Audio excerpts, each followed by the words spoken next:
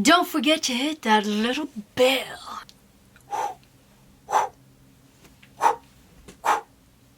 Vinyl Guru in the house. Here to talk to you today about essential tips as a beginner collector. Now, it's not just going to be advice from me, but it's going to be advice from some of my favorite people in the vinyl community. People that have been collecting for years, long-term collectors with long-term dilemmas. Solutions to those dilemmas coming soon. Vinyl Guru, Vinyl Guru. Vinyl Guru. So, let's get into it, folks.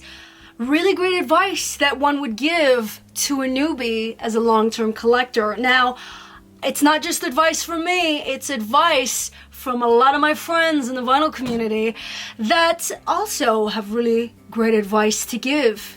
Somber advice. Advice from the heart and soul.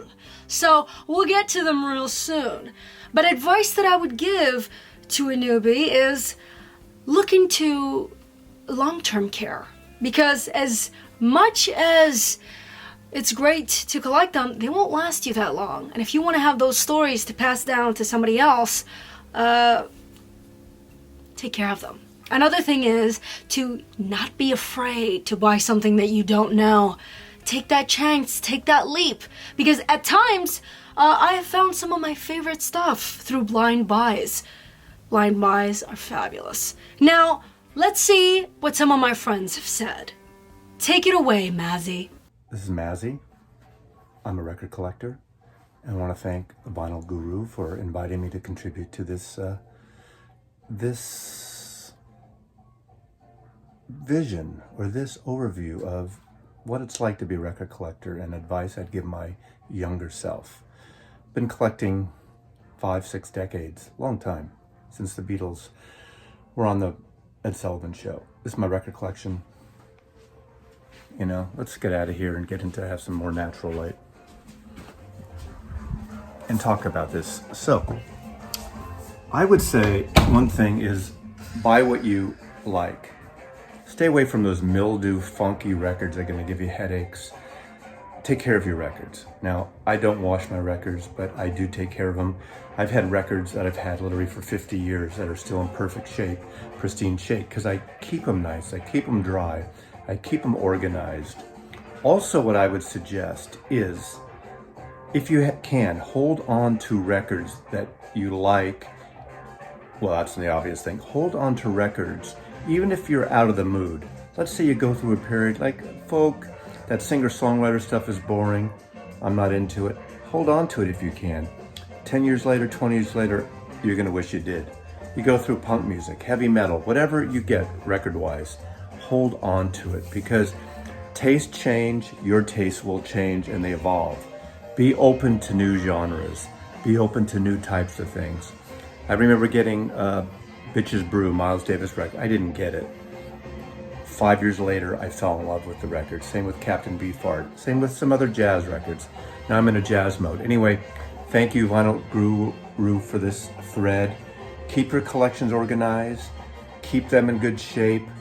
Also, you know, clean your stylus. And just have a nice, clean system. You don't have to spend a lot of money, but get a component system that you enjoy, that you feel comfortable with. Don't break the bank. Buy records for the music, not the collectability. Some records will increase, some won't, but enjoy the music. Mazzy loves you. Great advice from Mazzy there. Another darling to give us that juice. Melinda, take it away, honey. Hey, this is Melinda Murphy, and I'm gonna show you and discuss a recent mistake that I made while I was at my local record store. I was having a good time just looking through some singles. I came across something that I thought was unique and pretty cool. This is Funkadelic, One Nation Under a Groove, and it's like a 3-song EP, has the song Maggot Brain on it. Maggot Brain is a really hard to find album by Funkadelic. Love to find it, but I never have. Anyway, I thought that was a cool little EP, so I put it in my stack of stuff. I had forgot to bring my phone that day, so I couldn't do an instant check on it. I just checked the condition, put it in my stack, bought my stack of records, and went home. Once I got home and did my research with my phone, I realized that this actually is incomplete. This is side 3 and this is side 4.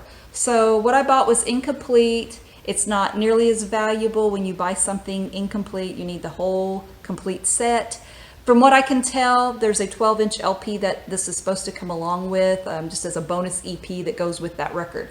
So, you know, it's not a bad thing to have. It's just, I should have looked more carefully. I didn't need my phone to see side 3 and side 4 if I would have just looked at the label more carefully. So from now on, when I see something that it's intriguing, it's exciting, you know, it gets my heart beating a little bit, I just need to take a deep breath and look more carefully, pay really close attention.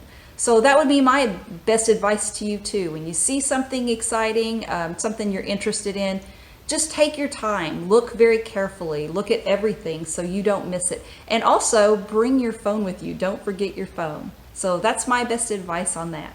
Next up is going to be somebody who I've respected for a really long time, been in the game for oh so long, and he just has the best taste. But outside of that, let's hear what he has to say. What's going on, people? Myke C-Town here. So, a tip that my current self would give my previous self when I first started collecting records is to cherish the search. I always say that the value of a prize is dependent upon the journey in which you took to get it, meaning that if you had to look long and hard, far and wide for a record, you're going to cherish that record a lot more than one that just fell into your lap.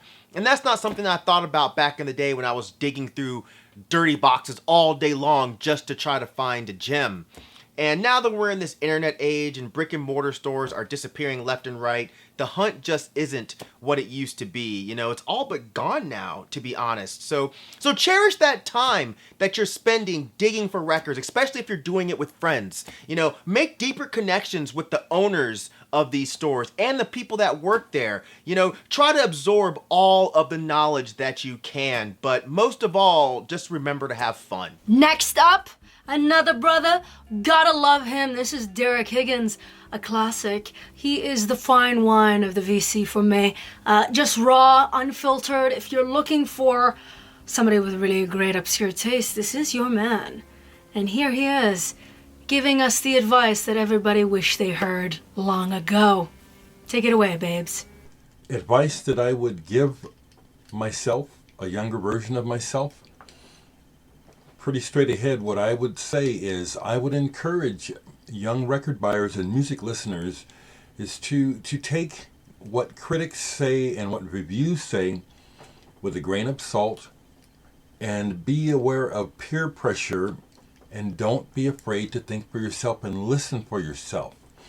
Don't be afraid to decide whether or not you like something because of what it does for you, regardless of what was written or what everyone else is saying. I've experienced over the years that critics have led people far away from some really excellent music in their reviews, for many because they don't understand it or it doesn't trip their trigger, and they don't realize that they're really understand how much of a tastemaker they are. They're shaping people's outlook. Don't be afraid to think for yourself and listen for yourself. There's a lot of incredible music going on that completely goes over the head or underneath a lot of people. Listen for your own self. How about a trifecta at the triple chocolate? Yes, another brother in the house. We've got Brandon. Mr.Hoffame, take it away, honey. Mr. Hall of Fame's advice on starting a record collection or getting into record collecting. Plain and simple, one simple rule. Make your collection your collection. Don't get caught up with chasing everything else that other people have. Don't get caught up with someone says, oh, you have to have original pressings. Oh, you have to have the reissue. Oh, you have to have... Don't get caught up with any of that. You find something, you like it, it makes your heart pound and you want it, put it in your collection. I don't care how small or how big, make your collection one where someone could come in your room when you're not home, look through it, and kind of get an idea of the kind of dude or kind of gal you are. If you're doing that, your collection's on the right track. And never hesitate to change that track. It's okay to be into something this year, 2 years, the next year. Oh, I'm starting to go a different direction. I'm going to get rid of some stuff. I'm going to start doing this. And you can always change that pattern. Just always make sure your collection reflects who you are. Love it. Love it. How about a little bit of advice from Mr. Bull Bradley? Great guy. Really great taste. Yo, what's up? Bob here. Coming at you with a little tip here. A little pro tip, if you will. Do you use the crystal clear sleeves like me? You know, the ones with the resealable flap? Well, if you don't, there's probably some reasons that you have for that. Like, number one is you have a hard time getting the records in the sleeve. And number two, if you have a gatefold like this Stan Getz record here, the new Analog Productions one, you know, it doesn't really fit. It's like super tight in there, right? And sometimes when you shove it in, it'll split like this here. It's split right here. Well, that's exactly what I wanted it to do, because what I'm going to do is I'm going to go ahead and split this sleeve all the way down the side very carefully, because this is how I do it. See that? I just split it all the way down the side. Now, what I do is I then take the record and turn it like this. Now, you have the original opening with the resealable part here and the split part on the top, right? Then what I do is peel off this thing that protects the adhesive strip, and I fold this over very carefully. And what that does is makes a custom sleeve for this record. It's now the exact perfect size for this gatefold. See? That way I can just buy one size sleeve and it works for everything. Now, what am I going to do? I'm going to take this hype sticker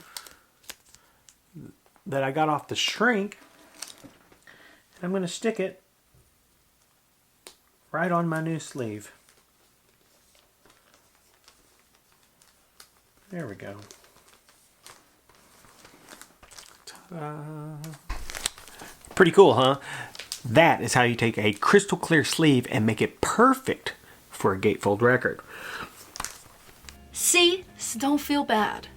We all started somewhere, dear. So as long as you have that thirst to keep on learning, then it really doesn't matter, doesn't it? And if you want to hear advice from a fellow German, then no better than Miss Diana digging in the crates. Let's dig away with her. Hey there, this is Diana digging in the crate from Germany. And advice I would give my younger record collecting self, maybe it would be more open-minded, because for the first years of my record collecting career I just concentrated on one or two genres, because basically this was everything I was listening to at the moment.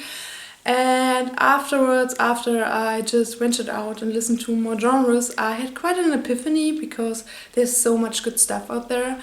Yeah, just listening to YouTube or other YouTube vinyl collectors or Spotify just broadens your horizon so much, and you never know what you end up liking. And some of the genres I was never thinking I would ever get into are now my favorite genres. So just be curious and stay open-minded.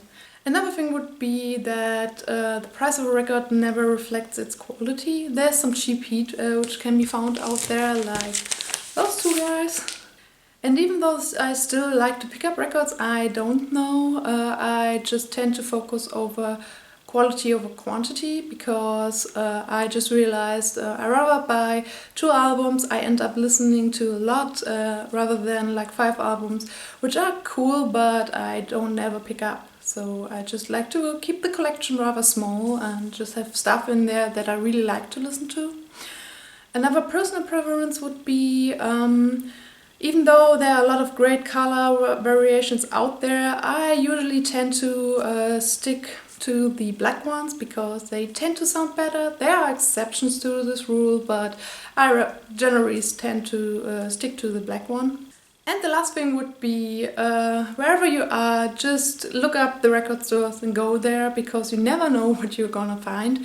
And I think this is the most fun you can have, just browsing through a record store, maybe get some recommendations by the clerks, and maybe you just find the record you were always looking for. And yeah, I love to browse through record stores, and I think this is a much better experience than browsing online. Well, the next one is going to be a lovely Latino American, Lado B. The Vinyl Guru invited me to participate in this video that she's putting together with a bunch of different folks from the vinyl community. And the question, I'm just gonna read it as she wrote it to me, is basically a tip that I would tell myself as a seasoned collector that I wish I could have told myself in the early days of digging and to someone new about to start. And I guess that tip would be just to, I don't know, step out of your comfort zone, branch out and try exploring different genres. There is so much wonderful music out there that it seems like a waste to just be focusing in, I don't know, just a few bands, 5, 6 bands, or maybe just 1 or 2 different genres. Chances are that you're gonna surprise yourself and you're actually gonna find a new favorite band and maybe a new favorite album. Just get out of your turtle shell, just take a deep dive and be ready to explore the unknown. I'm willing to bet that you won't regret it. At least I don't regret that I did it, even if it took me a while. Because right now, I think I'm confident enough to say that when it comes to music, the sky is the limit. And the beautiful thing about collecting this wonderful sensation that is vinyl is that it doesn't matter what age, gender, wherever you're from. What matters is the dig. And here's the thing. We got the youngest kitten in the VC right now, Jax, here to tell us what he has to say. Hey, it's Jack from Jack's Trax Records. One thing that I would tell my past self, I think, is probably to explore more artists. I know when I first started collecting vinyl, I only stuck to the bands I already knew and the artists I already knew. But if I could go back, I would probably explore new music and see which ones have like cool covers or which ones look pretty good. And then one thing that I would tell someone just starting to collect vinyl is don't be peer pressured, I think, to collect certain vinyl or to like certain artists. We all have different music tastes, and you should just get the records that you really want and the artists that you really like. Wasn't that lovely? Take it away, honey. Hey guys, it's Billy from RiverBend Records. Coming at you today with a tip for the Vinyl Gurus video. Tips on collecting. If you could tell yourself a tip, like maybe go back in time and give yourself a little pointer back when I started collecting 30 some odd years ago. It seems so obvious now, but something as simple as outer sleeves. A simple top-load outer sleeve. When I first started collecting, I didn't really even pay attention, didn't care about outer sleeves. But you know, you can have these crystal clear top load type outer sleeves, or you can go with what I prefer, and they are the crystal clear Blake style resealable sleeves. You gotta love that sound. So the resealable sleeves, where you can seal it and access the record on the side without having to pull out the jacket and everything. It all stays protected. So you can either go with the top load clear sleeves or the resealable Blake type sleeves. I decided to go with these. Everybody seems to think these are a lot more expensive, but they're not really. I've done the math, and when you're ordering them in bulk, like you know, a few hundred at a time, which I think the minimum you can buy of any of these is like 100. But if you get a few hundred at a time, it's only like a penny or two difference between the top loads and the Blake resealables. But like I said, it seems like such an obvious tip, but you'll definitely protect your investment from ring wear and damage and things like that. So there you go, guys. Hope everybody's doing well. Take care. Peace. Wasn't that just sensational? And what do you have to say? If there's anything that you think that we forgot to mention to the people here, let us know in those comments below. Let us know, because you know what? It's a never-ending circle, isn't it? even if we're new or old, there could be something in those comments that could very well be our saving grace. So please, don't be shy. Let us know. And enjoy your stay. Keep on spinning. And I'll toodaloo you out of here, honey. Woo! Love it. It was lovely. That was tender. That was nice.